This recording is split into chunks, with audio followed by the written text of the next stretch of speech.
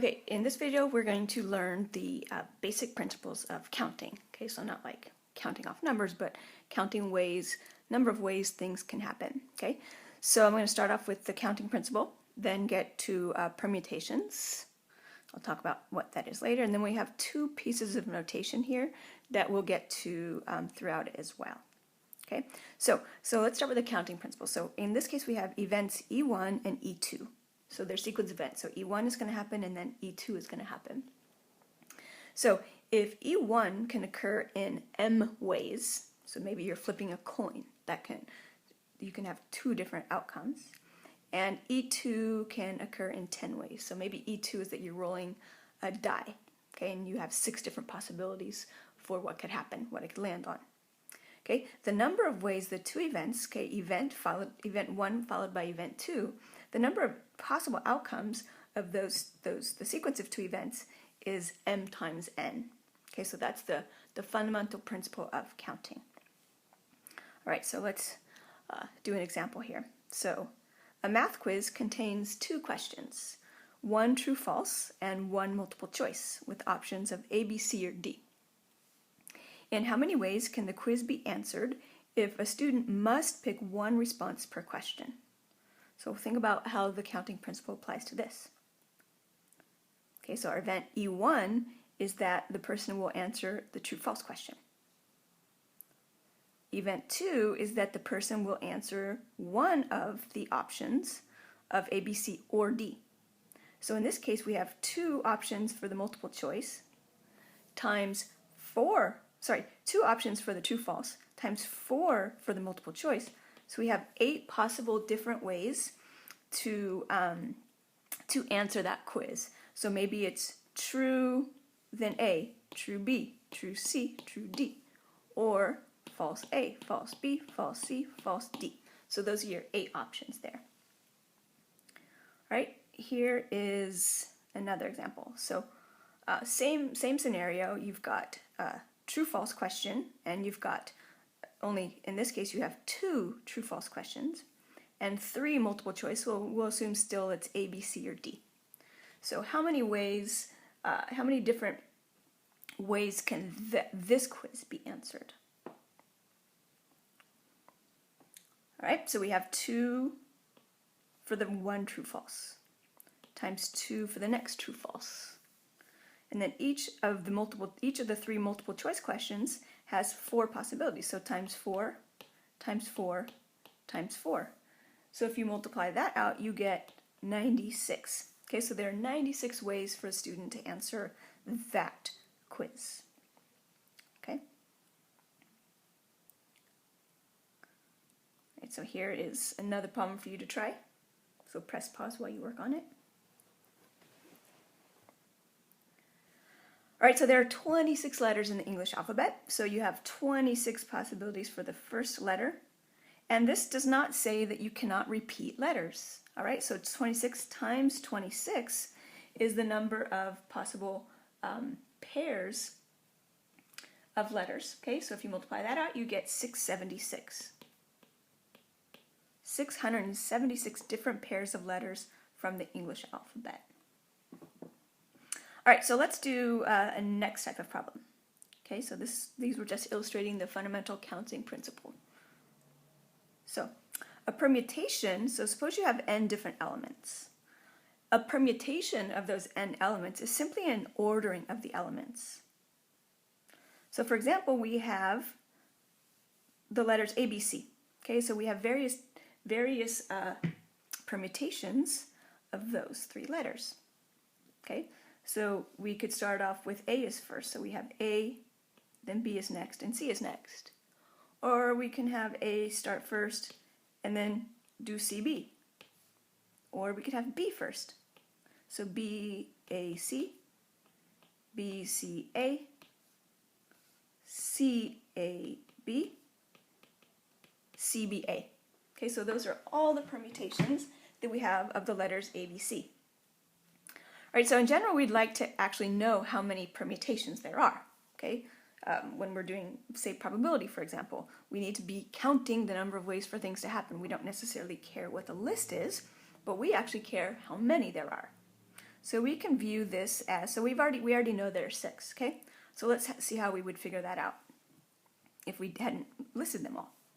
So we can consider that event 1 is you pick a first letter. Once the first letter has been picked, because we are simply reordering, we cannot repeat letters. So once a letter is picked, then there are only 2 left for the second. And once the first 2 are picked, there's only 1 left for the third. Okay? So here, the number of ways would be 3 times 2 letters left after we've chosen 1, times 1 letter left after we've chosen the first 2. Okay, so we would know that we have 6 different ways of permuting 3 objects. Okay, well, what if I asked you how many different ways there are to permute A, B, C, D? What would you say?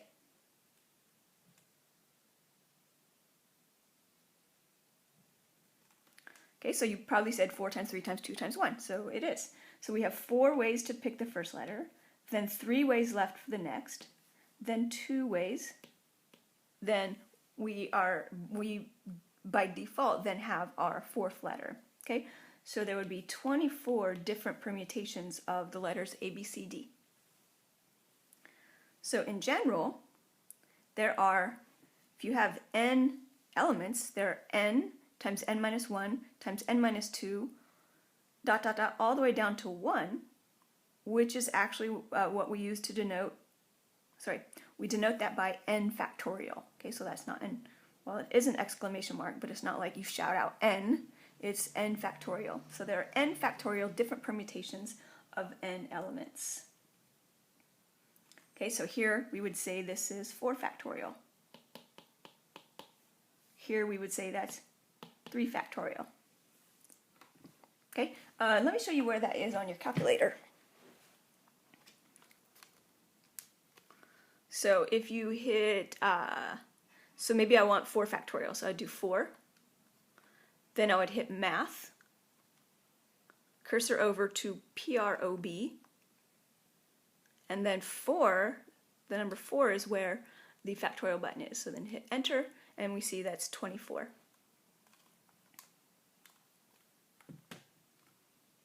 All right, why don't you try this problem here?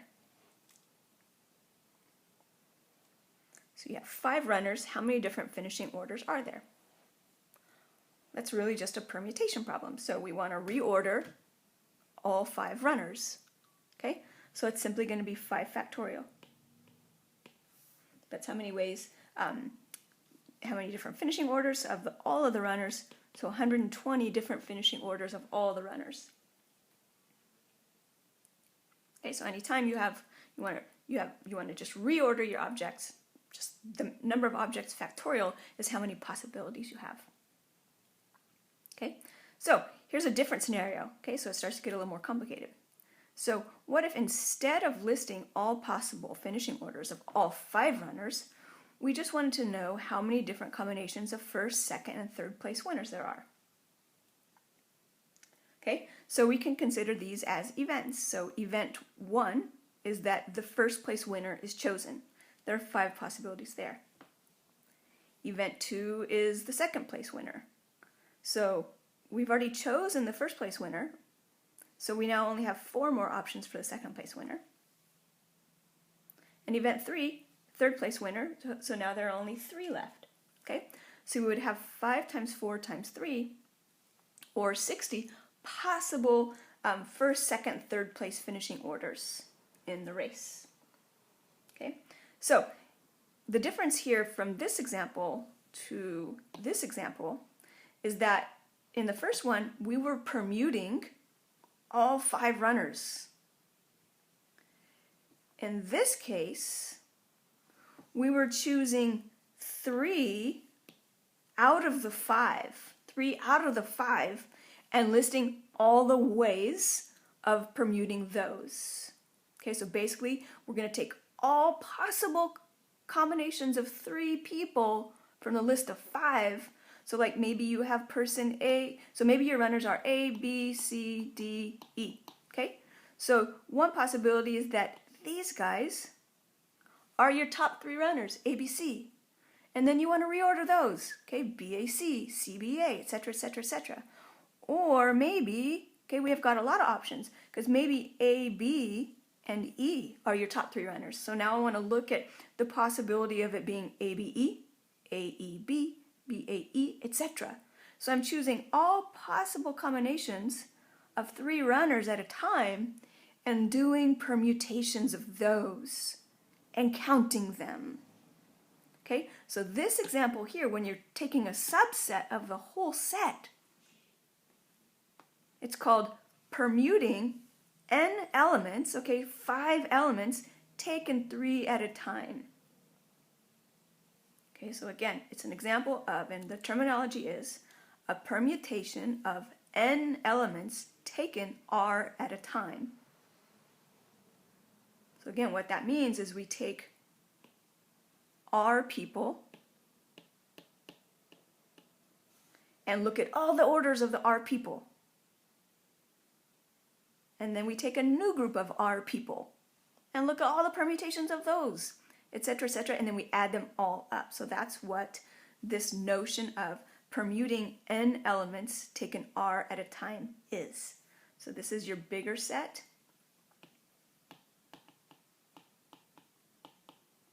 And this here is a subset.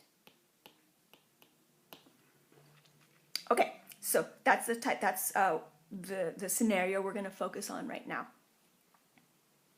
All right. So again, we had 5 runners, and we were considering 3 of them at a time. So let's do, and again, we counted that there were 60 possible orders. All right. So let's do. So why don't you press pause while you work on this example? Make sure you're getting this down in your notes, though. Okay, everything that I just said. All right, so 8 horses are in a race. In how many ways can the horses come in first, second, and third place?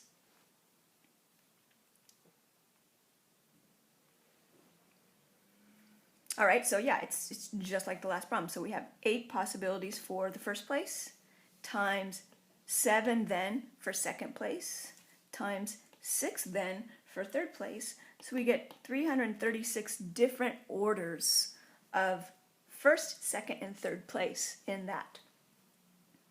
So we can think about this in terms of permutations, right? So in this case, we have 8 horses, and we want to look at 3 at a time. Okay, so that can be written as this, okay? So that's how we write it. So 8 horses, 3 at a time. If we want to count all those possibilities, okay, of 8 elements taken 3 at a time, our notation for that is 8 with a capital P and then a 3. Okay, so that would be equal to 8 times 7 times 6. That's what 8P3 is. We can also use that notation up here, right? So if we had 5 runners, and 3 finishing places, so that would be 5P3. So the first number is how many in your set. The second number is how many in your subset, you can say. Okay, so in general, NPR is equal to n times n minus 2 times n minus 1, n times n minus 1 times n minus 2, all the way down to n minus r minus 1. Okay, so in this case here, n was 8, we had 8,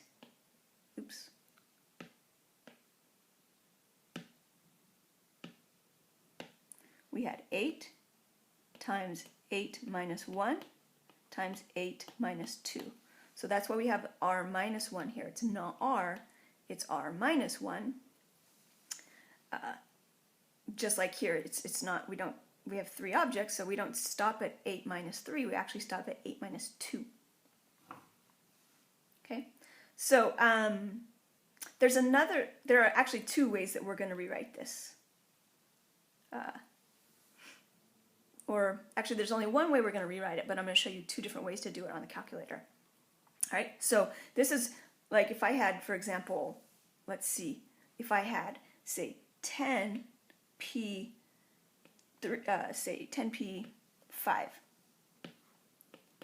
that would be 10 times 9 times 8 times 7 times 6, right? So 1, 2, 3, 4, 5. That's kind of long to put in the calculator. So we have another way to write this, for especially if we have longer lists of numbers. Okay, so another way to write that, I'll show you by example. Okay, so 8p3, instead of writing it as 8 times 7 times 6, we could write it as 8 factorial over 8 minus 3 factorial, which is just 8 factorial over 5 factorial. So we could put that into our calculator as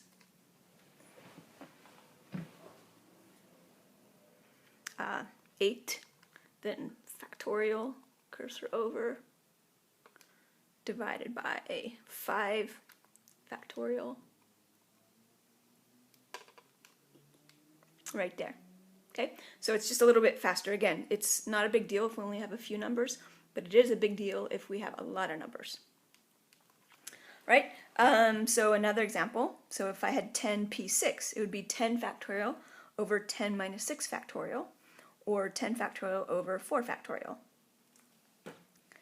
Right? So let's see, why is that true? Right? So let's just compute this 10 factorial over 4 factorial. So 10 factorial is 10 times 9 times 8 times 7 times 6, all the way down to 1. And then 4 factorial is 4, 3, 2, 1. So these guys cancel, and that gives us the 10, 9, 8, 7, 6, 5, which is exactly what 10p6 would be. So 10p6, we start off with 10, and we're choosing 6. 1, 2, 3, 4, 5, 6. So we know we ended at the right spot. Okay, so again, so NPR is equal to n factorial over n minus r factorial. So remember that. This is going to be important in a little bit when we talk about another type of counting problem. All right. So why don't you think about this question here using the notion of permutations?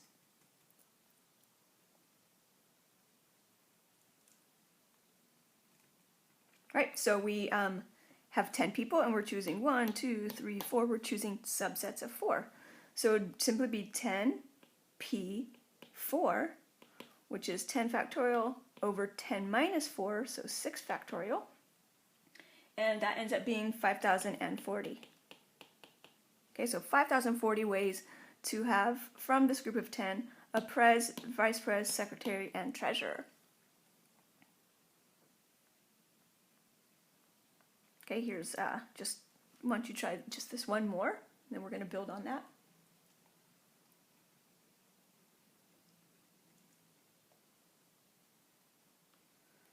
Okay, so there are 3 people, and we want to choose 2, so that would be 3p2, which is 3 factorial over 3 minus 2 factorial, so that's 1 factorial, so that's simply going to be 6. So 6 ways to choose a president and vice president from a group of 3.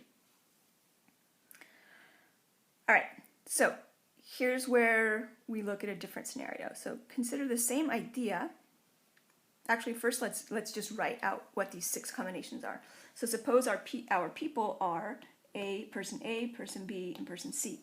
Then these 6 possibilities are that A is president, B is vice president. B is president, A is vice president. Okay, again, A president, C vice president, etc. So we have these 6 possibilities here. So now here's the change in scenario. So in a committee of 3, in how many ways can a subcommittee of 2 be formed, assuming equal roles? All right, so this is similar yet different, because in both problems you have 3 people and you're choosing subsets of 2.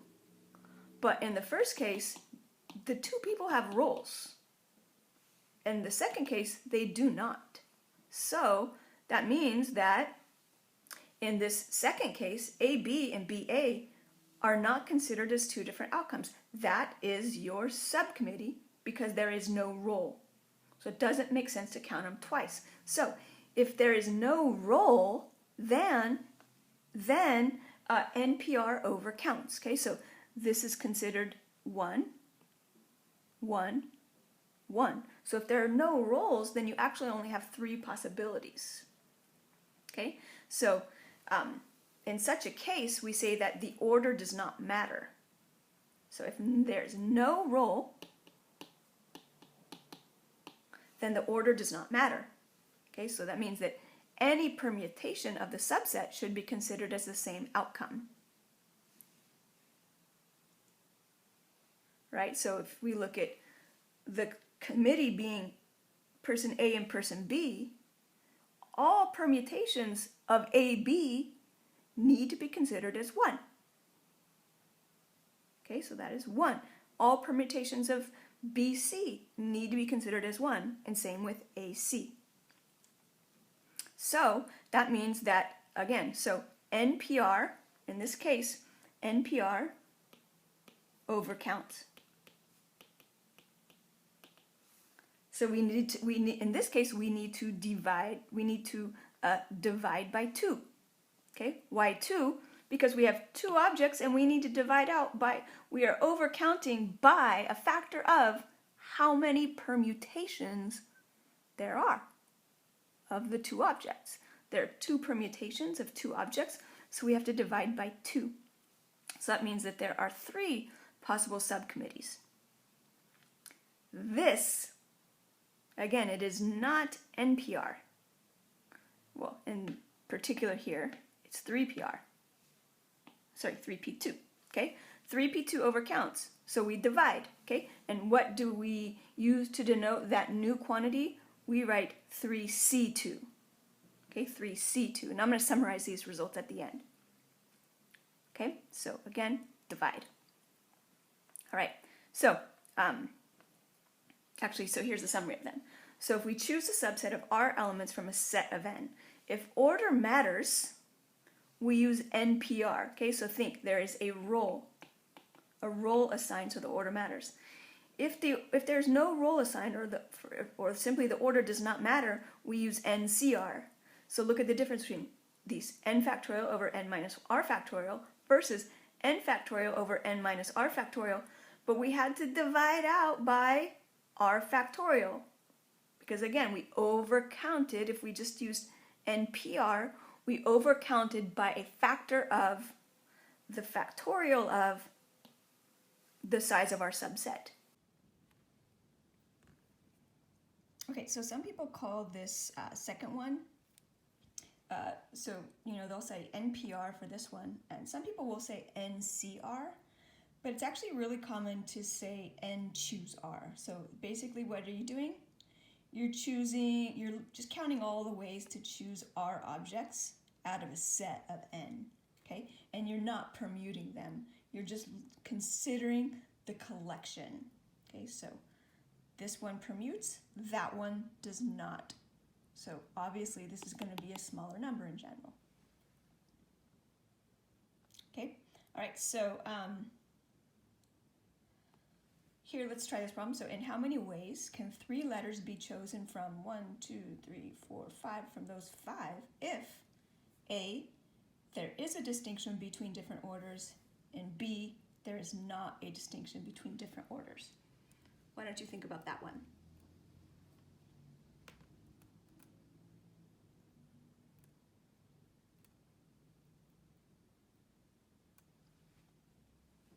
Okay, in the first one here, we're going to use NPR because there is a distinction in orders. So what is N? N is how many objects we have, which is 5.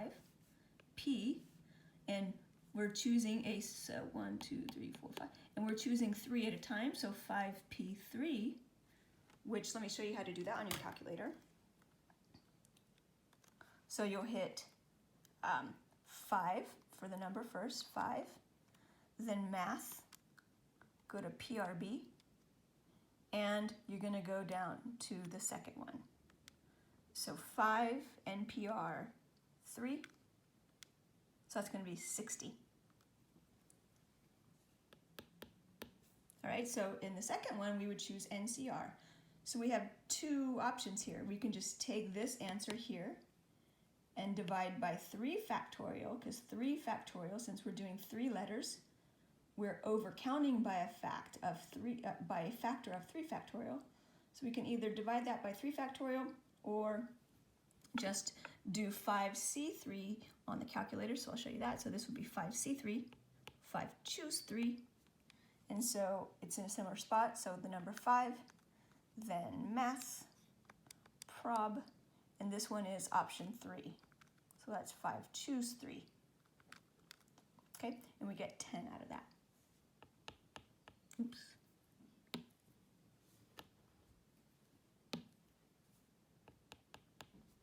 Right, so again, we've got 2. When do I know to do this? Basically, I know that I'm going to use one of these if I have n items and I'm taking a subset of them. It's going to be one of these two. First one, if different orders are different. The second one, if AB is the same as BA.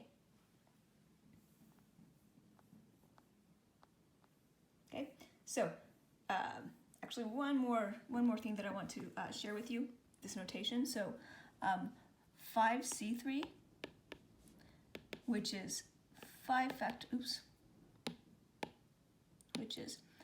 factorial over 5 minus 3 factorial times 3 factorial is also written as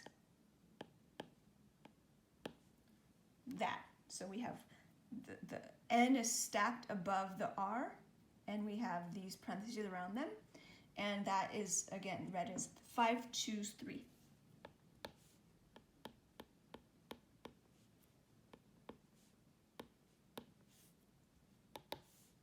So you should be comfortable with all 3 notations there. Okay, the last thing I'm going to talk about in this video is the notion of distinguishable permutations.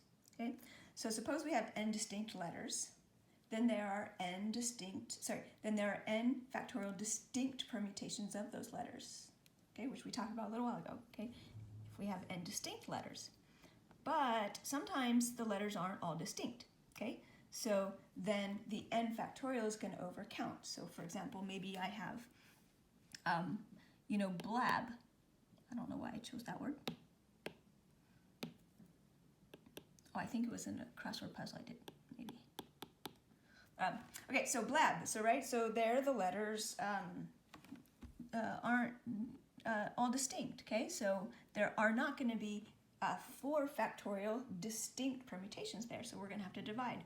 So for each letter that is repeated k times, we take n factorial and divide out by k factorial.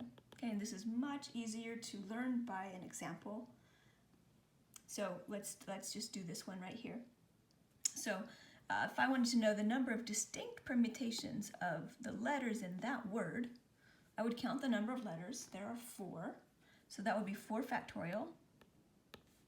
But I would divide out by I would go to the letter B and say, okay, how many times is B repeated? B is repeated. B shows up 1, 2, B shows up twice. So I'll divide by 2 factorial. No other letter is repeated, so I don't have to divide by anymore. So this is equal to 4 times 3 times 2 times 1 over 2, which is equal to 12. So there are 12 distinct permutations of the letters in the word blab. Okay, all right. So why don't you press pause and work on the number of distinct permutations of the letters in none. Okay, in this case, both A and N are repeated. So we have 4 letters, so we'll have 4 factorial over the N is repeated twice, so boom, boom. I like to cancel them out, so I realize, especially for longer words, so I know that I've already looked at them. So 2 factorial for the N's, and then another 2 factorial for the A's. So that ends up being 4 times 3 times 2 times 1 over 2 factorial times 2 factorial is 4. So So we get 6. So 6 distinct permutations of that. Okay, last example here. Number of distinct permutations of the letters in Mississippi.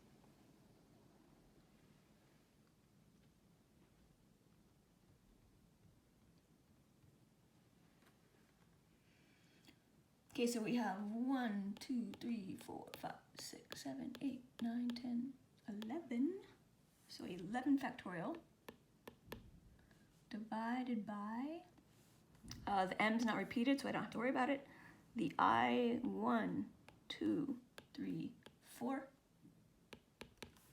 Then the s's, 1, 2, 3, 4. And 2 p's. So 2 factorial there. So if you put that in your calculator, you get 34,650. All right, so that is it.